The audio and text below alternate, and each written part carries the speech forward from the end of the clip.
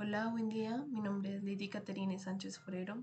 Soy de Ibagué, estudio en el programa de Ingeniería Multimedia en la UNAD y este es un video para que desglosemos cómo resolvimos el ejercicio número 1 de la tarea 4 de la materia de Física General. Ok, nuestra primera parte del ejercicio nos dice que tenemos que construir un dinamómetro como instrumento de medición y utilizarlo en una serie de experimentos para analizar la relación entre el trabajo y la energía, así como comprobar el principio de conservación de la energía. Nos pasan un tutorial de cómo hacer una construcción y una calibración del dinamómetro. Y a partir de este dinamómetro tenemos que aplicar sin ninguna fuerza y marcar en la jeringa la posición inicial del émbolo. Y esta será la posición de referencia X, que en nuestro caso va a ser nuestro cero.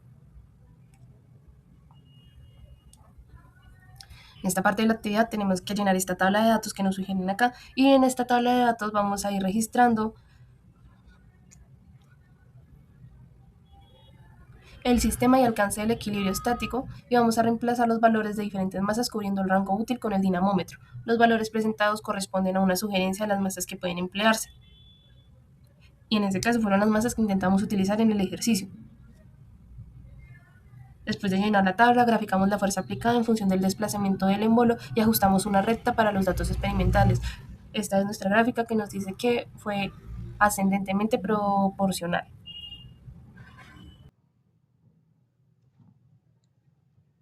El objetivo de este ejercicio era entender cómo se mueve la energía.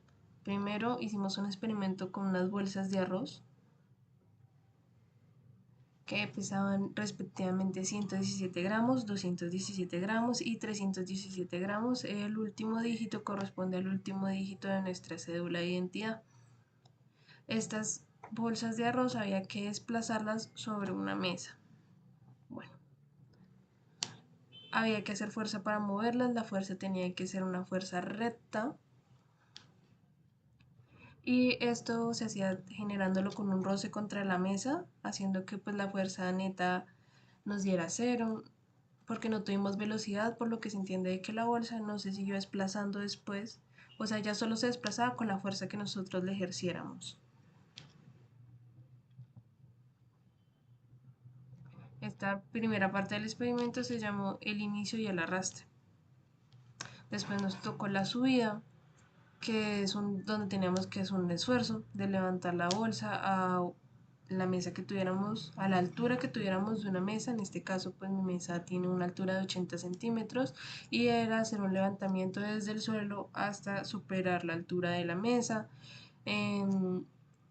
Había un esfuerzo mayor, según los datos, podemos registrar que sí, hubo un esfuerzo mayor, según iba aumentando el peso, había que ejercer más fuerza para poder levantarla. Acá hicimos una recolección de datos, todos los ejercicios tienen su respectiva recolección de datos donde podemos inferir que nuestro dinamómetro tenía mayor reacción cuando era mayor el peso que teníamos cargando en las bolsas correspondientes.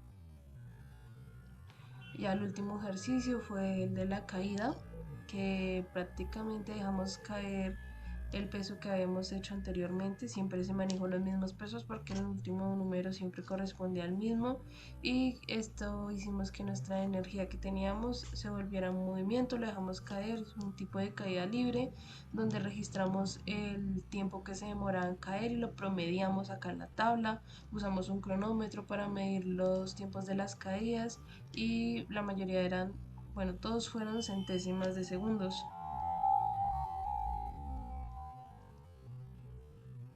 En esta parte ya tenemos como una conclusión, un cierre del ejercicio que nos dice que al final pues tuvimos un error enorme, casi el 97%, pero aprendimos algo, que es que en el mundo real tenemos que tener en cuenta muchos factores que nos afectan, digamos la función de nuestro dinamómetro, que fue un dinamómetro manual, que de pronto la jeringa no estaba en las condiciones, los pesos que utilizamos, yo los pesé con una gramerita y utilicé algunas como ya cositas que venían con pesos predeterminados y los sumé, entonces de pronto hubo una variación ahí.